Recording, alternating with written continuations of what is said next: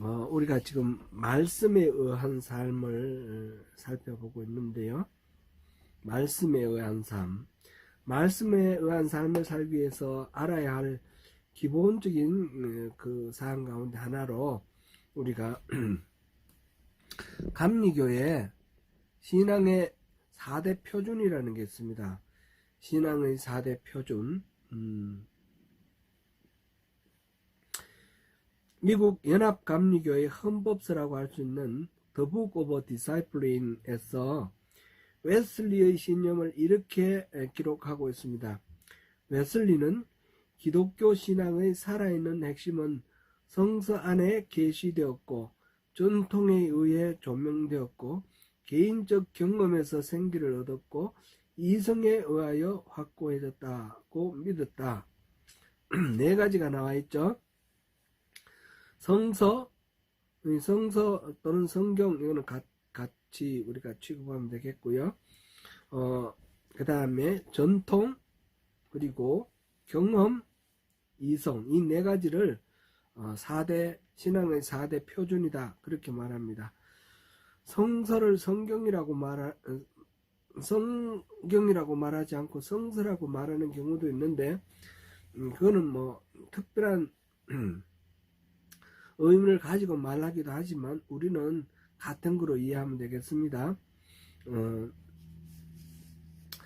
이 네 가지 4대 표준의 관점에서 성경과 전통의 관계가 어떻게 설정되어야 하는지 그것에 대해서 오늘 같이 생각해 봅니다. 성경과 전통, 우리가 하나님을 바르게 이해하는 데 있어서 전통은 매우 중요한 요소입니다. 기독교 2000년의 그 역사에서 형성된 전통에서 성서가 성경이 되었습니다. 삼위일체 등 교리들과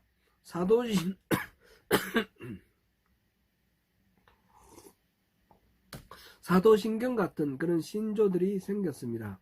이런 거는 다 전통에서 나온 겁니다. 그러므로 우리의 신앙에서 전통은 매우 중요합니다.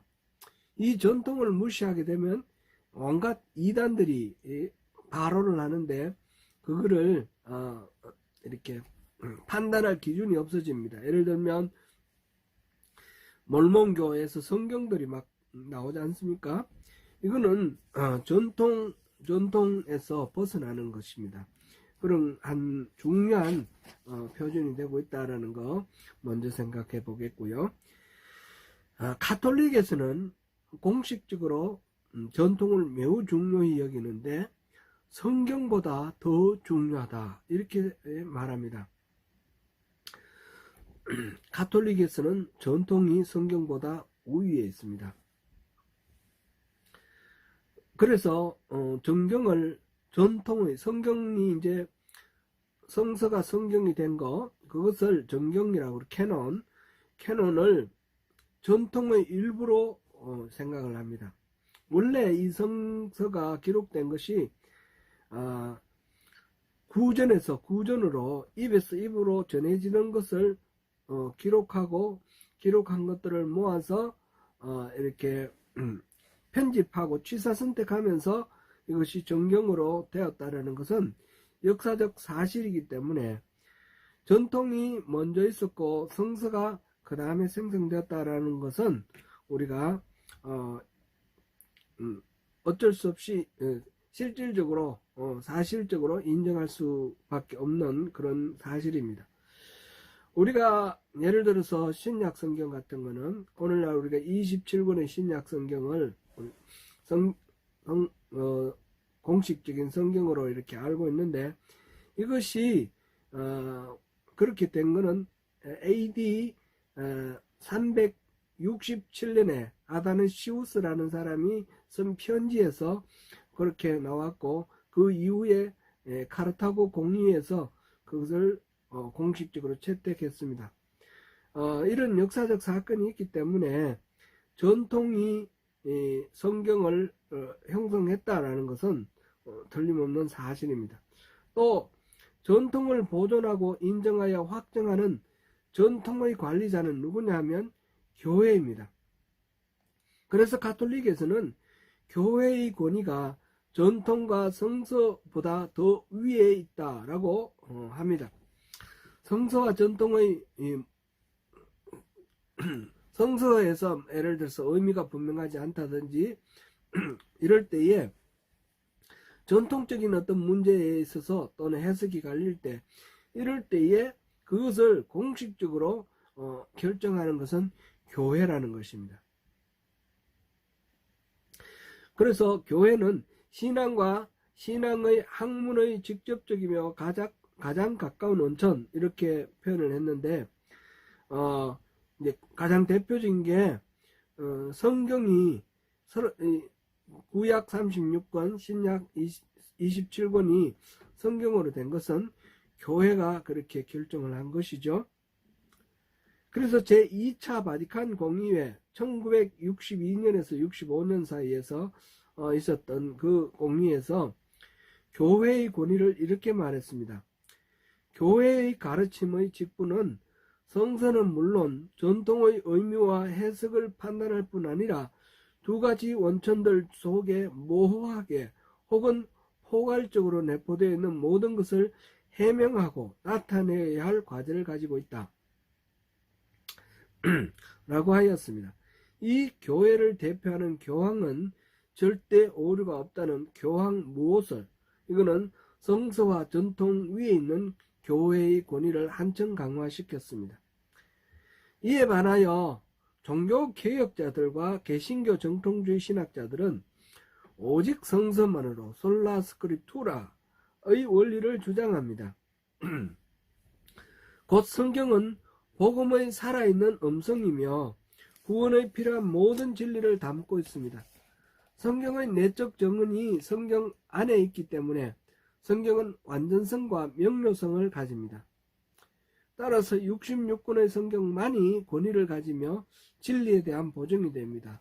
구원과 올바른 하나님 인식에 이르기 위해 성서만으로 충분하다고 믿습니다. 우리는 정경이 전통에서 생성되었으며 따라서 정경을 전통의 일부로 보는 가톨릭 교회의 주장에 일정 부분 일리가 있음을 인정합니다.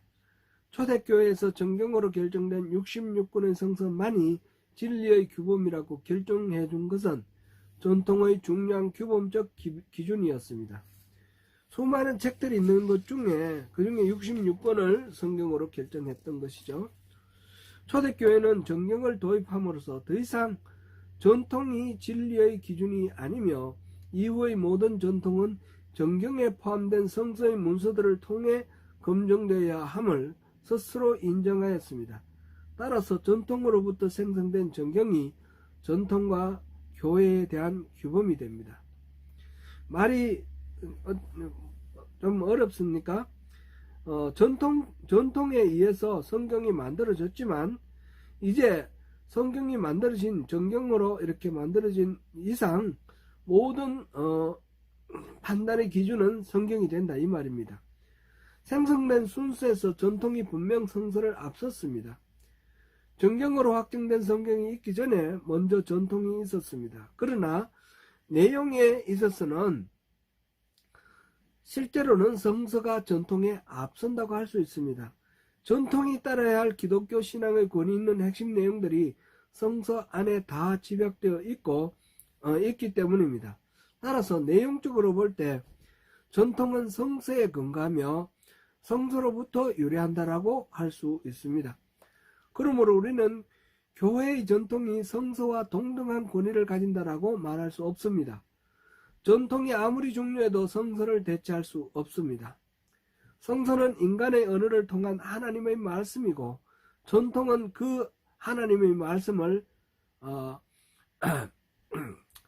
다양한 표현으로 또는 해석으로 이렇게 볼 수 있습니다. 교회는 땅 위에 있는 하나님 나라의 현실인 동시에 불완전한 인간들의 모임입니다. 그렇기 때문에 교회의 전통이 아무리 뛰어나도 교회는 완전할 수 없습니다. 그것은 인간의 요소들과 더불어 시대적으로 제약되어 있습니다. 전통이 매우 중요한 요소임에도 불구하고 그것은 항상 성경 아래에 있어야 합니다. 이 말은 전통도 늘 성경으로 비추어 보아야 한다는 말입니다. 가톨릭에서 성경보다 전통을 우위에 두고 그보다 더 교회를 우위에 둠으로 인해서 성경과 어긋나는 여러 가지 일들이 일어나고 있습니다. 대표적으로 마리아에게 기도하는 것, 이런 것들이 그 사례가 될 것입니다. 전통이 성경보다 더 우위에 있을 때에 그때 발생하는 문제들을 오늘 살펴보겠습니다. 그거는 이제 첫째, 하나님의 말씀을 어길 수 있습니다. 둘째, 항상 성령을 대적합니다. 셋째, 하나님의 행하심을 보지 못하게 합니다. 그래서 예배가 타락합니다. 먼저 첫째, 하나님의 말씀을 어길 수 있다는 것을 함께 살펴보겠습니다. 오늘 보면 마가복음 7장 1절에서 13절 우리 읽었으니까 그 내용 어느 정도 이렇게 기억하시죠? 이거는 다시 읽지 않겠습니다. 예수님 당시 바리새인들은 그들의 신앙을 전통적으로 내려오는 몇 가지 규례와 법칙들, 그것을 지키는 것이 바로 신앙이다, 이렇게 이해를 했습니다. 그 결과 그들은 전통으로 인하여 하나님의 말씀을 저버리는 그런 결과를 초래하였습니다. 오늘 그 내용 중에 보니까 부모님을 공경하라, 이거는 하나님의 주된 명령인 그 10계명에 나오는 말씀 아닙니까? 그런데 이 공경이라는 말, 부모를 공경하라는 것은 마음속으로 뭐 존경하라 이런 말에만 끝나는 것이 아니라 부모를 부양하라는 뜻도 포함되어 있습니다. 부모님 당시 바리새인들은 부모님을 부양할 이 의무를 귀찮게 여기고 부담으로 여겨서 고르반이라고 해서 하나님께 바친다 라고 하면 부모님에 대한 책임이 면제된다, 이렇게 내려오는 전통이 있었습니다. 그래서 하나님께서 말씀하신 부모를 공양하라는 그 하나님의 계명보다도 자기들의 전통에 따라서 고르반하고 부모님 공경을 소홀히 했습니다. 정당화하고요.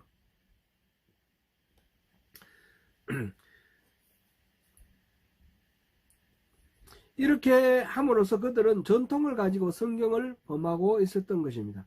그리고 바리새인들은 자신들의 예배가 철저히 성경에 기초한 것이라고 생각했을지 몰라도 예수님은 그들의 예배가 실제로는 하나님의 말씀인 성경에 기초한 것이 아니라 사람의 계명, 곧 전통, 장로의 유전, 이렇게 표현했죠. 전통에 기초한 것이라고 말씀하였습니다.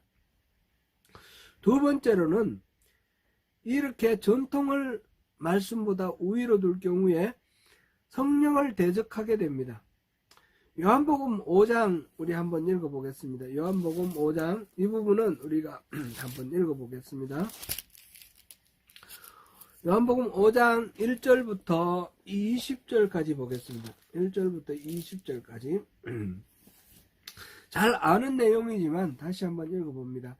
그 후에 유대인의 명절이 되어 예수께서 예루살렘으로 올라가시니라. 예루살렘에 있는 양문 곁에 히브리 말로 베데스다라는 못이 있는데 거기 행각 5이 있고 그 안에 많은 병자, 맹인, 다리 저는 사람, 혈기 많은 사람들이 누워 물의 움직임을 기다리니 이는 천사가 가끔 못에 내려와 물을 움직이게 하는데 움직인 후에 먼저 들어가는 자는 어떤 병에 걸렸든지 낫게 되미르라. 거기 38회 된 병자가 있더라. 예수께서 그 누운 것을 보시고 병이 벌써 오래된 줄 아시고 이르시되 내가 낫고자 하느냐? 병자가 대답하되 주여 물이 움직일 때에 나를 못에 넣어주는 사람이 없어 내가 가는 동안에 다른 사람이 먼저 내려가나이다. 예수께서 이르시되 일어나 내 자리를 들고 걸어가라 하시니 그 사람이 곧 나아서 자리를 들고 가니라. 이날은 안식일이니 유대인들이 병난 사람에게 이르되 안식일인데 내가 자리를 들고 가는 것이 옳지 아니하니라. 대답하되 나를 낫게 한 그가 자리를 들고 걸어가라 하더라 하니 그들이 묻되 너에게 자리를 들고 걸어가라 한 사람이 누구냐 하되 고침을 받은 사람은 그가 누구인지 알지 못하니 이는 거기 사람이 많으므로 예수께서 이미 피하셨음이라. 그 후에 예수께서 성전에서 그 사람을 만나 이르시되 보라 내가 나았으니 더 심한 것이 생기지 않게 다시는 죄를 범하지 말라 하시니 그 사람이 유대인에게 가서 자기를 고친 이는 예수라 하니라. 그러므로 안식일에 그러한 일을 행하신다 하여 유대인들이 예수를 박해하게 된지라. 예수께서 그들에게 이르시되 내 아버지께서 이제까지 일하시니 나도 일한다 하시매 유대인들이 이런 말미암아 더욱 예수를 죽이고자 하니 이는 안식일을 범할 뿐만 아니라 하나님을 자기의 친아버지라 하여 자기를 하나님과 동등으로 삼으심이리라. 그러므로 예수께서 그들에게 이르시되 내가 진실로 진실로 너에게 이르노니 아들이 아버지께서 하시는 일을 보지 않고는 아무것도 스스로 할 수 없나니 아버지께서 행하시는 그것을 아들도 그와 같이 행하느니라. 아버지께서 아들을 사랑하사 자기가 행하시는 것을 다 아들에게 보이시고 또 그보다 더 큰 일을 보이사 너희로 놀랍게 여기게 하시리라. 아멘. 예수님은 안식일에 베데스다 연못가를 지나시면서 그곳에 있던 38년 된 병자를 일어나 자리를 들고 걸어가라 라고 명하심으로써 그 병을 고쳐주셨습니다. 그것을 알게 된 유대인들은 예수님께서 안식일을 범했다고 예수님을 핍박했습니다. 자리를 들고 옮기는 행위가 안식일을 범하는 일이라는 것이 그들의 주장이었습니다. 그들은 자기들의 주장이 당연히 성경적이라고 믿었겠지요. 그리고 그들은 그 근거로 안식일에는 일을 하지 말라는 그 수많은 성경 구절을 제시했을 것입니다. 그러나 그들의 주장은 성경에 의한 것이 아니었습니다. 성경에 관한 그들의 전통에 의한 것이었습니다.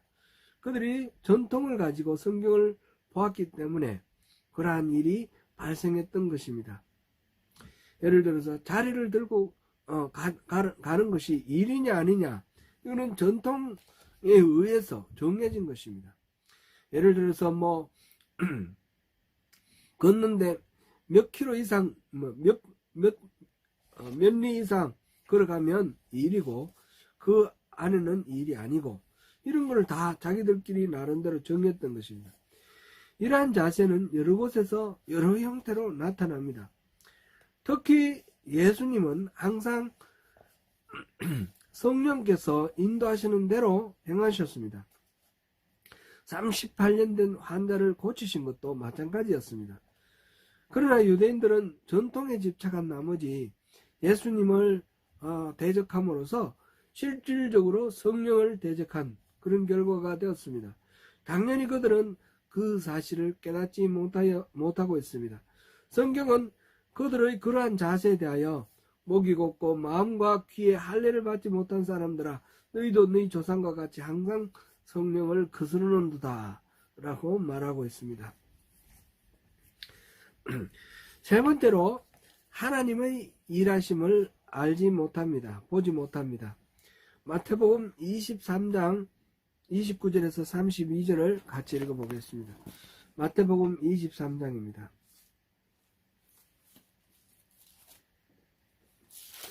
마태복음 23장 29절에서 32절입니다. 화 있을진저 외식하는 서기관들과 바리새인들이여 너희는 선지자들의 무덤을 만들고 의인들의 비석을 꾸미며 이르되 만일 우리가 조상 때에 있었더라면 우리는 그들이 선지자의 피를 흘리는데 참여하지 아니하였으리라 하니 그러면 너희가 선지자를 죽인 자의 자손임을 스스로 증명함이로다. 너희가 너희 조상의 분량을 채우라. 아멘. 예수님 시대의 종교 지도자들은 자기의 조상들이 죽인 선지자들의 무덤을 단장하며 그 묘비를 닦고 하면서 수리하면서 자기 조상들의 죄를 뉘우쳤습니다. 그러면서 그들은 자기들이 그 시대에 살았더라면 자기들은 조상들처럼 그렇게 하지 않았을 거라고 그렇게 말했습니다.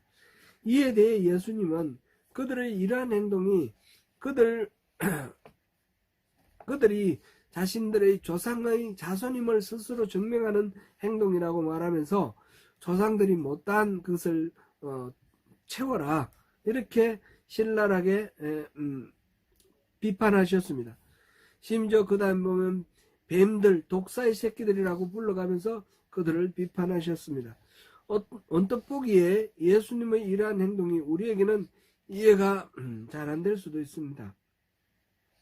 그러나 우리는 그들의 열매만 봐도 그들의 조상들과 똑같은 그런 상황에 있다는 것을 알 수 있습니다. 그들의 조상은 선지자들을 죽였습니다. 그러나 그들은 누구를 죽였습니까?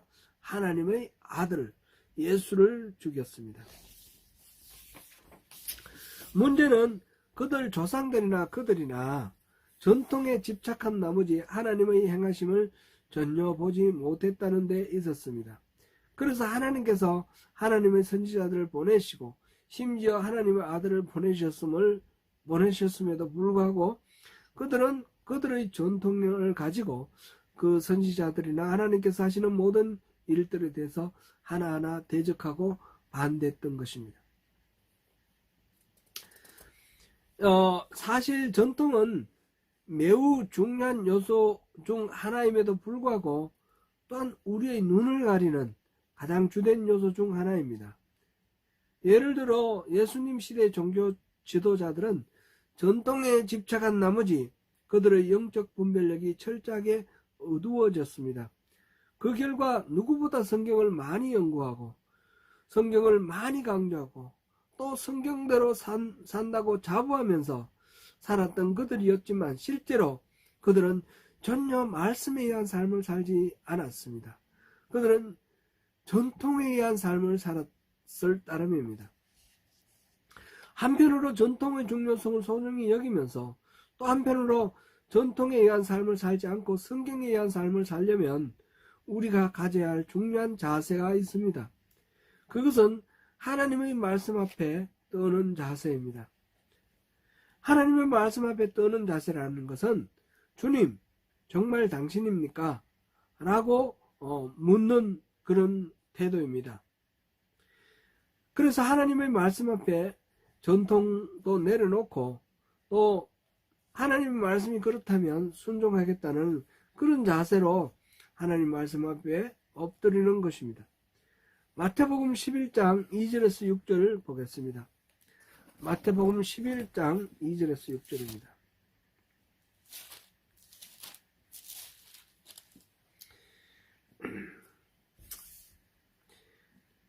요한이 옥에서 그리스도께서 하신 일을 듣고 제자들을 보내어 예수께 여짜오되 오실 그이가 당신이 오니이까 우리가 다른 일을 기다리오리이까. 예수께서 대답하여 이르시되 너희가 가서 듣고 보는 것을 요한에게 알리되 맹인이 보며 못 걷는 사람이 걸으며 나병 환자가 깨끗함을 받으며 못 듣는 자가 들으며 죽은 자가 살아나며 가난한 자에게 복음이 전파된다 하나. 누구든지 나로 말미암아 실족하지 아니하는 자는 복이 있도다 하니라. 아멘. 요한은 옥에서 사람을 예수님께 보내어서 예수님이 오시기로 된 그분 메시아가 맞습니까? 아니면 다른 진짜 메시아를 또 기다려야 됩니까? 이렇게 물었습니다. 사실 요한은 그 이전부터 예수님에 대해서 잘 알았습니다. 친척이었고요. 그러니까 어릴 때부터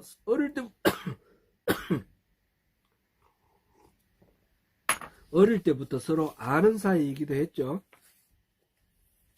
그리고 요한복음 1장 31절 33절에 보면 하나님으로부터 직접 계시를 받았어요. 세상 죄를 지고 가는 하나님의 어린 양이다. 그래서 누구보다 열정적으로 예수님을 전거했던 사람입니다. 그런데 그러한 요한이 어떻게 예수님에게 이런 질문을 할 수 있을까요?